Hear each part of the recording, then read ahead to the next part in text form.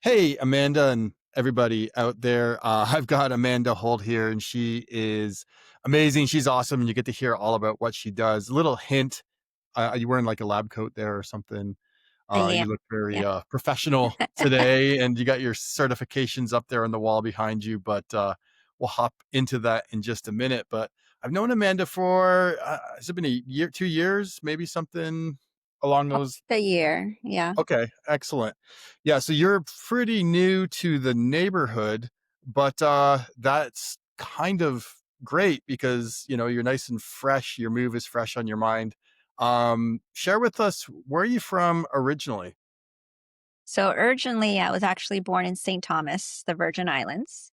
And when I was 8, moved to Tampa, Florida. Went to UCF, met my husband, and we left Florida about 16 years ago now. So we just moved back last year. So July would have is our 1 year anniversary being back in Florida after being gone for 16 years. Okay, and you moved directly from North Carolina, correct? Yes, so we moved from Charlotte, yeah, North Carolina. Awesome. And so, was there any particular reason that you guys chose to come back to Florida? Family. Yeah, so family is getting older. All of our family is in Florida, so it was time to come back, be closer to everyone for sure. So we're not spending all of our vacations just coming to Florida. Right. And is that why you picked, the Jacksonville St. Augustine in particular, or, were there other reasons that were pushing you towards, St. Johns County in this area? So my husband works for Bank of America corporate, and he was able to relocate. They have a small office in Jacksonville. So that's why we chose this area, and more so St. Johns County, just really good schools.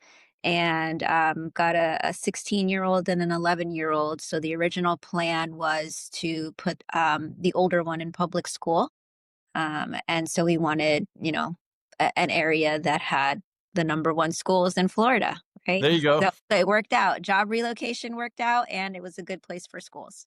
Love it. And so, as you're narrowing down and you've got St. Johns County, I'm sure that there were a number of, neighborhoods and areas that you looked at within that. Tell me a little bit about, well, what that process looked like of whittling down to where you wound up. Yeah. So our move happened really fast in Charlotte. We put our house on the market and it sold the same day. Oh, wow. And we were very blessed and fortunate. We knew it was going to happen that way. And when we started looking, we literally looked at 20 houses in one day. It was exhausting. We came down for the weekend and we were like, we just got to get this done. And so we looked at some in Nocatee, Silverleaf area, um, St. John's Golf Club, like off of 210. I don't remember what that neighborhood is called, but so we kind of knew, we looked at the map, looking at that little triangle 95, 9B, what that would look like for the drive, right? So my husband having to drive up towards Bay Meadows, and our girls, the location of our girls where they're going to school. So my older one, she ended up going to St. Joseph's Academy in St. Augustine, so 30 minutes south. And then our younger one is at Holy Family, 30, 20 minutes north of where Ah, we are. And it's kind of close to where he works, in off of Bay Meadows up there. And we knew we wanted to stay in St. Johns County. It just seemed better for resale if we ever moved. So that's kind of where we narrowed down our area because of that. And then the things that we were looking for in a home, wanted to be on a preserve. We had a beautiful backyard in Charlotte. That was one of my non-negotiables. I've got to be on a wooded lot. And then my husband wanted a three-car garage. So we had like two or three things that we really were looking for. He really didn't want a two-story home. We had a much bigger home. We downsized about 1,000 square feet, lost two or three bedrooms um, in doing that. But Florida is a different price point than Charlotte. And so that's kind of how we narrowed it down and where we ended up in Beacon Lake. Great. Did you guys have a basement when you're up in Charlotte? We did not. No. Okay. Sometimes, I think North Carolina, you tend to get those like half basements that kind of walk out. Um, Not too much in Charlotte, but there okay. are, yeah. Well, I was just thinking because in Florida we don't have basements, and so that's one of the big challenges that people have, and that's why your husband probably was pushing for that 3-car garage. So you actually have some storage space. Yes, well, yeah, and downsizing, the home that we bought has zero we didn't realize it, but almost no storage inside. So that was didn't think that one through. All right, so people moving from places with basements especially, but especially downsizing, moving to Florida, just remember storage is at a premium. Yes. And along those lines, Amanda, anything else that you learned from that move where you're like, oh man, I wish I knew that beforehand? Um, really was storage was the one that we didn't think of, that we didn't think about because we really were lacking that. And then we went to go put our in our garage to put those roof racks. Mm, And because it's a single story, the way that it was built, it's not really for weight bearing. And so we lost a lot of an opportunity for storage in that sense. So realizing, thinking about that a little bit more, you think, hey, I'm just going to throw a rack up in the garage and put stuff up there, but it really is not a weight bearing roof. wow. Okay. Yeah. So that's something else to watch out for. So you don't have everything collapsing in on your cars or your head, I guess. Yeah. Um, is there anything now that you've been in Florida for a bit, and I know you're old school Florida, then away and then back again, but is there anything that surprised you or that was unexpected about the move? No, not really. Just kind of went as expected. We love this area. It has a newer feel. We were in South Charlotte, so we Mm, compare a lot to South Charlotte. This area is growing and it feels more new, up and coming, which we liked. Tampa, Orlando is so busy. Has a different feel, more old. I feel like this area feels newer and traffic is starting to match that. People coming here, but it's not as bad as Tampa and Orlando, so we're good. yeah, and even Charlotte. I remember the last time I drove up through there, going up to like Winston Salem area or whatever. Yeah, Um, the tolls are really expensive if you want to use the toll lanes. I think it yes, cost me $20 or something to go from Charlotte up all the way through wherever Statesboro or wherever can't talk today, wherever it ends. yeah, yeah. That's new. That toll road is relatively new, so they're definitely getting their money's worth. Yeah, I prefer our little 50-cent toll here in Jacksonville. Great. Okay, so you've been here for a year. What's the best pizza place in town that you guys have found so far? Oh, so I actually like Joni's Pizza, which is Okay, right next to where I work. that's handy. Because they have a really good gluten-free crust. So half of my family is gluten-free, and it's just easier for all of us to be that way. It just causes so much inflammation. So we are happily on board with that, except maybe not the younger one, but she'll get there. And they have a really good thin crust, gluten-free pizza that we like. I feel like this is good. That's foreshadowing for a part of our conversation coming up in just a minute. But I do want to ask you one more thing. So let's say it's date night. You and your husband are going out. You got to pick a restaurant. Where are you guys going to go? Ooh, we're still learning, so I'm still new to the area, so still exploring all of our options.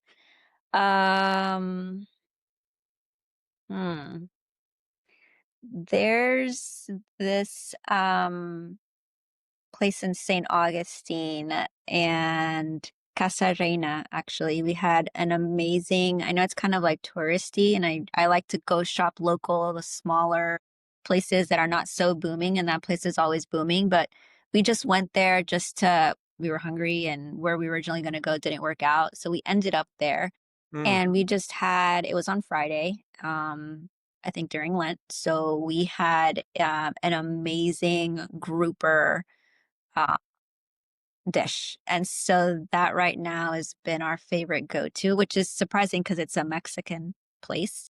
Didn't really think about that, but the grouper was amazing. We still talk about it. Well, that is amazing, and the ambiance is kinda cool in there, the different floor levels. Yeah, different floor levels. It can definitely be pretty loud, so not like the best place for a nice romantic date night, but we were together, that's what mattered, right? And you can go walk around afterwards in St. Right, Augustine, exactly, enjoy all exactly. that. So that That's right now would be the one, but I'm sure there's others. We are still exploring. So any recommendations you have, that would be great. awesome. Well, definitely so date night, we haven't been there in a while either. There's one called Collage, downtown, and, it has a price point sticker on it. But it's a really nice, and smaller, more intimate kind of restaurant as well. It's great. Food's really Okay. good. Yeah, we'll have to, So that's my, recommendation for your next one. we'll do. So, and then one more moving question, I guess. So someone's up in North Carolina and they're thinking about, moving down to this area. What's, something that they should know before they go? Look, I rhyme. Something they should know. Um, Well, you definitely have to worry about flood insurance and things like that in Florida. All right. When we built, our area was zoned for a flood area, but then once because it was new construction, and now that it's all built out, the phase is complete, that flood zone was removed. But when you really look at it on the map, where like they built like on a little bit of a swampy area, so that's something to just to be mindful of looking at your flood zones. And that is actually something that we did consider when we were looking, like how close do we want to be to the St. Johns River? Did we want to be on the river? So that was actually something that we took into consideration. Where are those flood zone areas? Yeah, that Yeah. makes a lot of sense. Yeah, pay attention. There's a little bit of swampland in Florida. I don't know if, people know that. All right, cool. So earlier you mentioned gluten-free and, inflammation, and I know, well, I'll ask you to share a little bit about, what is your practice called and, a little bit of the focus, but I know, just from chatting with you earlier that, gut health is super important to you, but to me is just like Joe patient, I guess, or Joe, not doctor or not nurse or not anything really medical. I don't know what gut health is exactly. So if you could, uh, fill us in a little bit on what that is as well, that'd be awesome. Yeah, yeah, that'd be great. And it's funny you asked me what my favorite pizza place is, being that my practice is Pure Hope Medical Weight Loss and Healthcare. You can still eat pizza, can't you? Yeah, yeah, you can. Everything you can in moderation, for sure. So it's not 100% off limits. But yes, so my practice is more of a functional medicine practice and focusing on gut health. So gut health can range from irritable bowel syndrome, like so more Mm, severe diarrhea, constipation, but even things like reflux, bloating, maybe some excessive gas, stools are just not right. And that's just on the GI side of things, but two patients come in with a lot of inflammation and brain fog and fatigue. They have fibromyalgia. And so, what we do is we look at your gut microbiome. And it's not just your stomach, but the bacteria in your stomach and your intestine. And all of those things, when they are not balanced, so you have good and you have bad bacteria, but when there's an imbalance and that bad bacteria takes over, then the patient becomes very symptomatic. There's something called leaky gut, which is the permeability of the intestinal lining that becomes weakened. And so all of these toxins, all this bacteria that's producing toxins, it's supposed to stay in the intestinal tract. And when that doesn't happen because of the membrane, it goes through into the bloodstream, and then we become symptomatic and we have all these other symptoms that manifest that it affects your entire body. And Wow. so I look at that gut microbiome, what's going on, and then heal from the inside out, essentially. So restoring your health, and it's a process. You know, functional medicine. We look at nutrition, sleep, and stress. Those things have to be in balance and in order for your body to recover and to heal properly. Then we take a step further and look at your gut microbiome. What's going on there? Or do you have vitamin deficiencies because you have an overgrowth in bacteria and that's contributing to all these other problems? Mm. Even things like high blood pressure, diabetes, high cholesterol, there's all that, it's all interconnected. And then from there, we can further explore thyroid dysfunction. And when you're correcting these in an orderly fashion, we're just not putting a band aid here, a band aid there. Um, the patients start to get better, hormones start to work better. And if they're on hormone replacement therapies, they're more receptive. They may not need as high of a dose, things like that. Yep. Wow. And Okay. as bonus, you get also the added weight loss, right? That's the added bonus when you're eating better, you're sleeping better, stress, you've got your stomach working how it's supposed to, you're processing and absorbing food how you're supposed to, then the weight loss just starts to come off even easier. Huh. So having an unhealthy gut biome can actually prevent you from achieving your fitness goals and losing weight and getting to where you want to be uh, on those lines. Absolutely. 100%. Yeah. Interesting. And so is there like a special initial like test to kind of see what's going on in your gut? Yep. Like, is Yep. it like a really long swab or something? Or you No. probably don't want to know about how all the testing goes, but No, so it's not invasive at all. The patient will get a kit shipped to their home and they collect a stool sample and they send it off in a prepaid packaged nice little envelope. And in that sample analysis, we can see pathogens. H. pylori is really common. It's a bacteria. And when it is, there's different virulences, right? Different strands of it. And certain strands can actually increase your risk for stomach cancer and things like that. So it's a bacteria that if it's there, we want to make sure it's getting taken care of.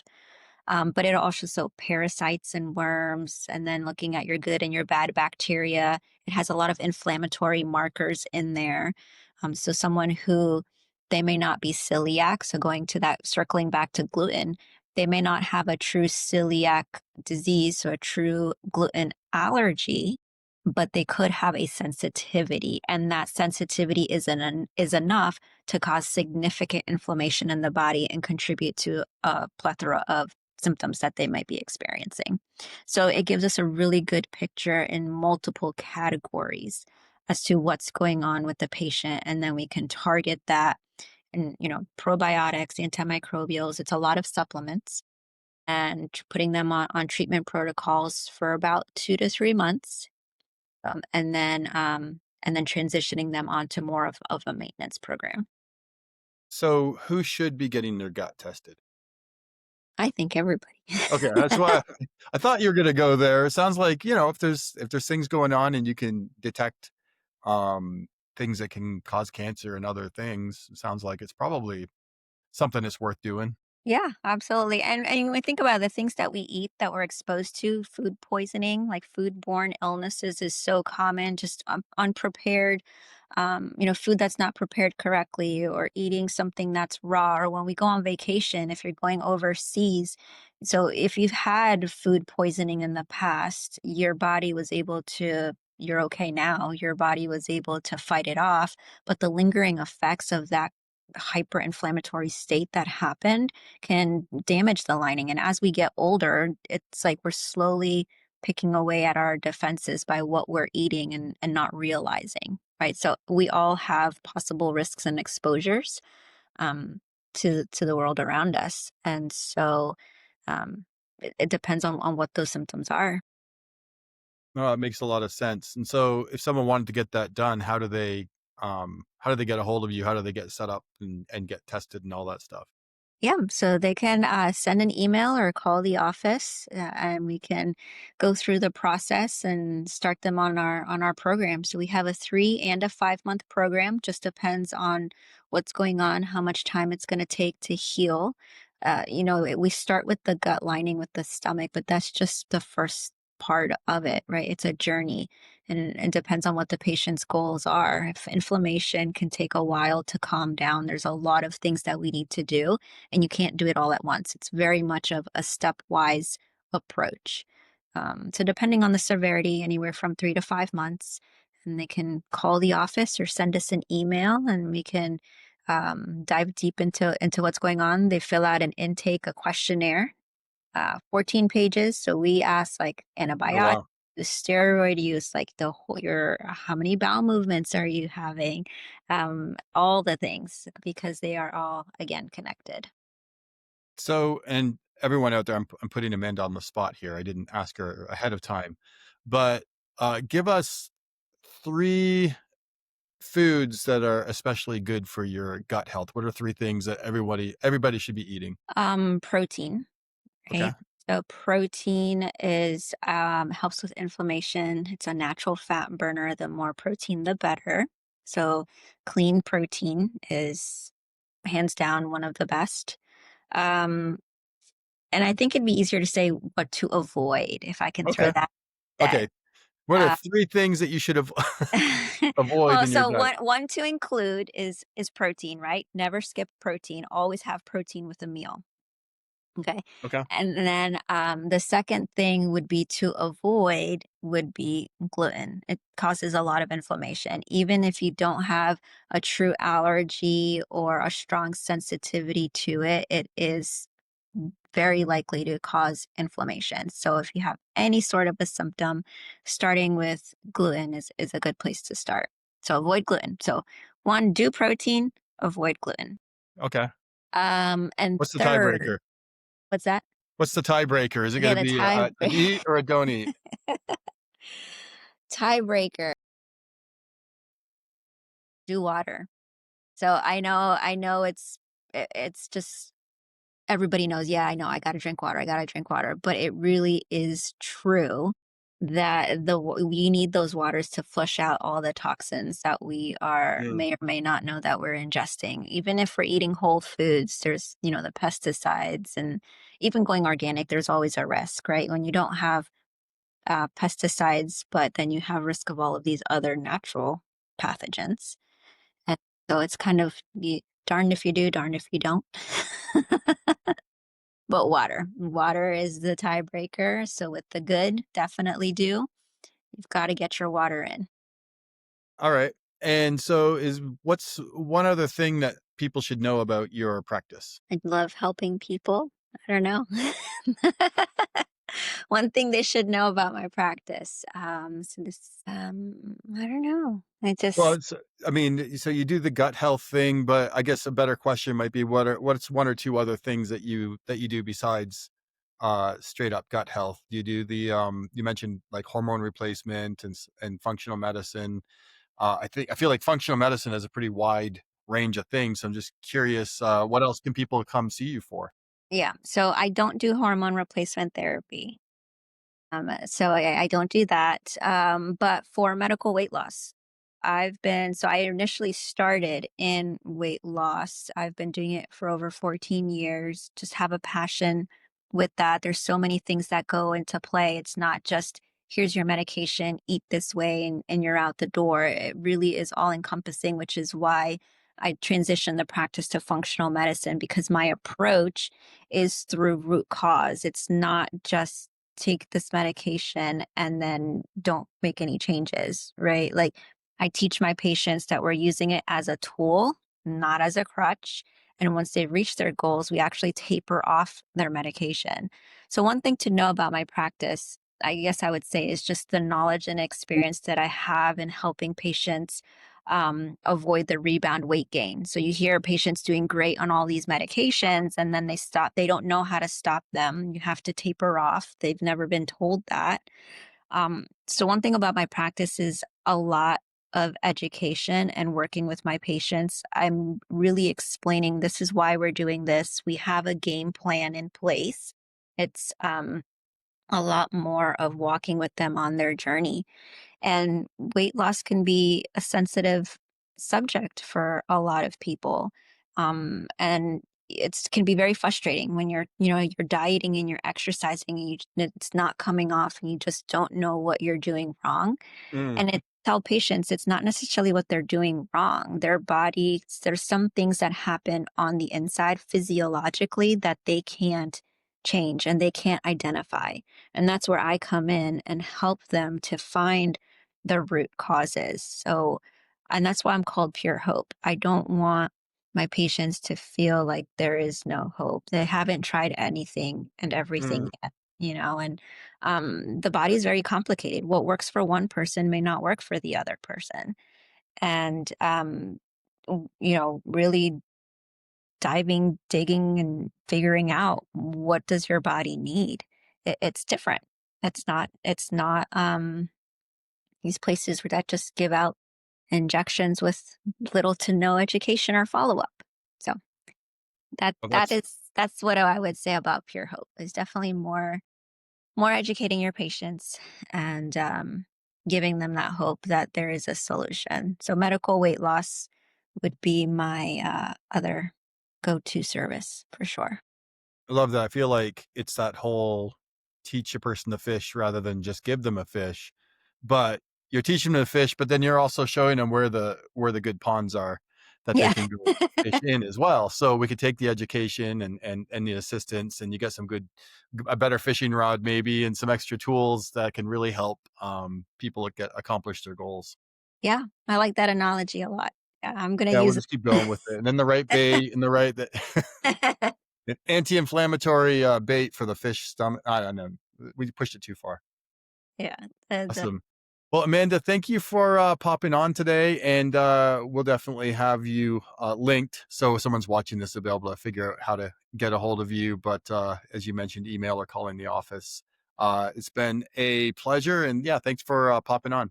Yeah. Great. Thank you for having me. I appreciate it. Awesome.